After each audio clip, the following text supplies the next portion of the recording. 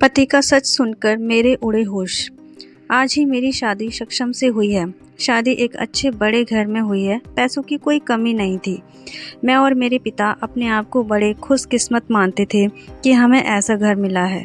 सभी रिश्तेदार भी कह रहे थे कि सिमरन के तो भाग खुल गए, किस्मत वाली है। हम लोग उनके मुकाबले कुछ भी नहीं हैं। पिताजी के पुराने परिचित होने की वजह से मेरी शादी उस घर में हो गई। शादी के बाद मैं पहली बार उस घर में गई। घर में जाते ही मुझे पता चला कि वो लोग कितने बड़े हैं। बहुत बड़ा घर था। पहली बार था जब उनका घर मैंने देखा था। सब कुछ बहुत बड़ा था। सुहागरात का समय आ गया, लेकिन उसके पहले मेरी सास और ननद मुझे अकेले में ले गईं। मुझे समझ नहीं आया। मुझे लगा कि कुछ बात करनी होगी। उनके चेहरे उतरे हुए और डरे हुए थे, जैसे कि कोई बात वो मुझसे करना चाहते हों। मैंने उनसे पूछा, क्या हुआ, आप दोनों इतने डरे हुए क्यों हो? मेरी सास बोली, बेटा, हम तुम्हें कुछ बताना चाहते हैं, लेकिन तुम यह सुनकर हिम्मत रखना। साथ ही मेरी ननद भी बोली कि अब हम जो तुम्हें बताने वाले हैं वो बात हम तीनों के बीच में ही रखना। यह बड़ा घर है, यहाँ बात फैलते ज़्यादा समय नहीं लगता, और वो बात सबके सामने आ गई तो हमारे घर की इज्जत मिट्टी में मिल जाएगी। अब तुम इस घर की बहू हो और तुम्हें इस घर का मान रखना होगा। उनकी बातें सुनकर मैं सच में थोड़ा डर गई। मुझे समझ नहीं आ रहा था कि वो लोग क्या बोलना चाह रहे हैं।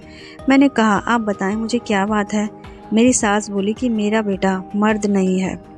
उनकी यह बात सुनकर मेरे होश उड़ गए। उन्होंने कहा कि मैं जानती हूँ कि तुम सोच रही होंगी फिर हमने तुम्हें क्यों फंसाया, लेकिन हमारी भी मजबूरी है। हम यह बात ऐसे नहीं बता सकते थे, वरना सभी को पता चल जाएगा। मेरा बेटा रात में अक्सर बाथरूम में ही रहता है। पता नहीं वहाँ क्या करता है। जब भी उसे पूछो तो यही कहता है कि उसका पेट खराब है। कमरे में जाने के पहले अपने पति के लिए यह बातें सुनकर मुझे समझ नहीं आ रहा था कि मैं क्या करूं। मेरी ननद कहती है कि तुम उससे बात करना, थोड़ा समय उसके साथ बिताओ, फिर उससे खुलकर बात करो। अगर कुछ हो सकता है तो हम ज़रूर करेंगे। हम तुम्हारे साथ हैं, तुम्हें अकेला नहीं छोड़ेंगे। सुहागरात वाली रात यह बात सुनकर मैं अपने कमरे में जा रही थी। मुझे अब डर लगने लगा था। मैं कमरे में यही सोच रही थी कि मेरे पति सक्षम कमरे में आए। कमरे का दरवाज़ा बंद किया और दरवाजे से ही पेट पर हाथ लगाते हुए आए। बिस्तर पर मेरी तरफ पीठ करके बैठे और बोले कि उनका पेट खराब है, और कुछ ही सेकंड में वो उठकर बाथरूम में चले गए। बिल्कुल वैसा ही हुआ जैसा कि मेरी सास ने मुझे कहा था। पेट खराब होता तो थोड़ी देर बाद वो वॉशरूम से बाहर आ जाते, लेकिन वो करीब 1 घंटे तक बाथरूम में ही रहे। मैं बाहर चुपचाप अपने बिस्तर पर बैठी थी। उन्हें मैंने आवाज़ भी नहीं दी। बस यही सब सोचते सोचते मैं बिस्तर पर लेट गई। करीब 2 घंटे बाद वो बाथरूम से निकले। मेरा अब उनसे बात करने का मन ही नहीं था। मुझे लगा कि मेरे साथ धोखा किया गया है। वो भी चुपचाप अपने बिस्तर की साइड पर जाकर सो गए। सुबह मैं अपने आप को खुशकिस्मत मान रही थी और रात होते होते अपनी किस्मत को कोसने लगी। सुबह मैं जल्दी उठी और बाथरूम में गई। बाथरूम में जैसे ही मैं गई मेरे होश उड़ गए, क्योंकि बाथरूम में एक नई नाइटी थी, साथ ही मेकअप का सामान। यह सब क्या था मुझे समझ नहीं आ रहा था। एक ऐसे इंसान से मेरी शादी क्यों करवा दी? सुबह मेरी सास और ननद ने मुझसे पूछा, क्या हुआ बेटी रात में? मैंने कहा, वही जो आपने बताया था। यह कहकर मैं रोने लगी। मेरी ननद ने कहा, माँ, मैं कह रही थी ऐसे किसी लड़की की ज़िंदगी ख़राब मत करो, लेकिन तुम सभी ने मेरी बात नहीं मानी। अब यह क्या ऐसे ही घुट घुट कर यहाँ रहेगी? मेरी सास बोली कि बेटा, तू जो भी फैसला लेगी हम तेरे साथ हैं, लेकिन तुझे ये वचन देना होगा कि यह राज तेरे मुंह से नहीं निकलेगा। अगली रात फिर वो मेरे कमरे में आए। मुझे अब उनकी तरफ देखने का भी मन नहीं हो रहा था। मैं चुपचाप बिस्तर पर अपनी साइड सो गई, क्योंकि अब बात रखने को रखा ही क्या था। उन्होंने भी अभी तक कुछ नहीं कहा। उसकी वजह भी मैं जानती थी। थोड़ी देर वो बिस्तर पर बैठे रहे और फिर उठकर वो बाथरूम में चले गए। मैं समझ गई कि वो क्या करने गए हैं। थोड़ी देर बाद वॉशरूम से चीज़ें गिरने की आवाज़ें आने लगी। कुछ टूटने की थोड़ी देर बाद आवाज़ रुकी और इस बार वो जल्दी ही बाथरूम से बाहर आ गए। आकर बिस्तर पर सो गए। हमारे बीच कोई बात नहीं हो रही थी। मैं तो यह सोच रही थी कि मैं क्या करूं। यही सब सोचते सोचते नींद आ गई। सुबह जल्दी उठी और फिर मैं बाथरूम में गई, लेकिन इस बार बाथरूम में जब मैं गई तो सब कुछ बिखरा हुआ था। नई नाइटी को फाड़ दिया था। मेकअप का सामान बिखरा हुआ था। बाथरूम में कचरे में एक कागज़ भी लिखा था, जिस पर लिखा था, टू माई ब्यूटीफुल वाइफ। मेरे मन में अब शक आया कि यह सामान और कपड़े कहीं मेरे लिए तो नहीं थे इन्होंने रखे। लेकिन फिर मैंने सोचा कि मेरी सास और ननद मुझसे झूठ क्यों बोलेंगी। अभी मैंने उनसे कुछ बात नहीं की। सुबह मेरी सास और ननद फिर मुझसे सहानुभूति जता रही थी।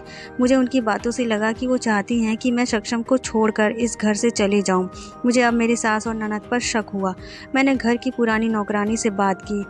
मैंने बातों बातों में उससे पूछा कि सक्षम कैसे हैं। वो बोली कि वो तो बहुत सीधे हैं। उनकी माँ और बहन तो चाहती थी कि उनकी शादी उनकी बहन के पति के रिश्तेदार से हो। बहन और माँ तो बहुत कोशिश की, लेकिन उनके पिता नहीं माने और उनके दोस्त के परिचित यानी आपसे शादी करवा दी। वो दोनों तो आपकी शादी के खिलाफ थे। कई दिनों तक घर में विवाद भी होता था, लेकिन तुम्हारे पति सक्षम ने कहा कि पापा जो बोले वही होगा। मुझे अब पता चल गया था कि मेरी सास और ननद मुझे क्यों भगाना चाहते थे, इसलिए उन्होंने मुझसे झूठ कहा था। उन्होंने शायद सक्षम को कुछ कहा होगा। रात अब मैं सक्षम से बात करने का इंतज़ार कर रही थी। वो कमरे में आए तो उनका मुंह तो उतरा हुआ था। यह पहली बार था जब मैं उनसे बात करने वाली थी। उनके आते ही मैंने कहा, आप मुझसे कुछ बात करना चाहते हैं? वो बोले, अब बात करने को रखा क्या है। पापा का विश्वास था कि वो अच्छा घर है, इसलिए मैंने माँ और बहन की ना सुनकर तुमसे शादी की और तुमसे सच छुपाया। मैंने बोला, क्या सच? सच कि तुम मुझसे शादी नहीं करना चाहती थी। तुम्हारी ज़िंदगी में अभी भी कोई और है, और यह बात तुमने ही तो माँ को बताई थी। घर की इज्जत और पापा के कारण मैं चुप हूँ, कुछ कदम नहीं उठा रहा हूँ। मैंने भी देख लिया, सुहागरात ज़िंदगी में बहुत स्पेशल होती है, लेकिन मेरे बाथरूम में 2 घंटे रहने पर भी तुम्हें कोई फ़र्क नहीं पड़ा। माँ ने सही कहा था कि तुम आवाज़ भी नहीं दोगी, बात भी नहीं करोगी। मैंने बोला, बाथरूम में रुकने को उन्होंने कहा था, और वो कपड़े और मेकअप वो मेरी बहन ने रखा था। कहा था कि पहली रात का गिफ्ट है, तुम्हारे लिए बाथरूम में रखा था। मैं उठकर उनके पास गई और उन्हें कहा, आपको पता है उन्होंने मुझसे क्या कहा? फिर मैंने उन्हें सारी बात समझाई। कहा कि वो चाहते थे कि हम दोनों में गलतफहमी हो और हम अलग हो जाएं, ताकि वो जो चाहते हैं वो पूरा हो जाए। उन्हें गुस्सा आया, लेकिन मैंने कहा, नहीं, अब हम इस बात को यहीं ख़त्म करेंगे, किसी को कुछ नहीं कहेंगे। उस रात मेरी सारी परेशानी और गलतफहमी दूर हो गई। वो थी मेरी सही मायने में सुहागरात। अगली सुबह मेरी सास और ननद ने मुझसे पूछा कि मेरा क्या फ़ैसला है, मैं क्या करने वाली हूँ। मैंने कहा कि मैं आप दोनों को माफ़ करके एक नई शुरुआत करना चाहती हूँ। आपको मुझसे कोई शिकायत नहीं होगी। मैं एक बहुत अच्छी घर की बहू बनकर दिखाऊंगी। मेरे चेहरे पर मुस्कान देखकर उनके चेहरे उतर गए। ननद तो उसी दिन अपने घर चली गई और मेरी सास की नज़रें शर्म से झुक गईं। तो दोस्तों, ये थी हमारी आज की कहानी आपको अच्छी लगी हो तो हमारे चैनल को सब्सक्राइब कर लीजिए और हमारे चैनल से जुड़े रहिए। ऐसी ही कहानियों के लिए मिलते हैं नेक्स्ट वीडियो में। जब तक के लिए जय हिंद।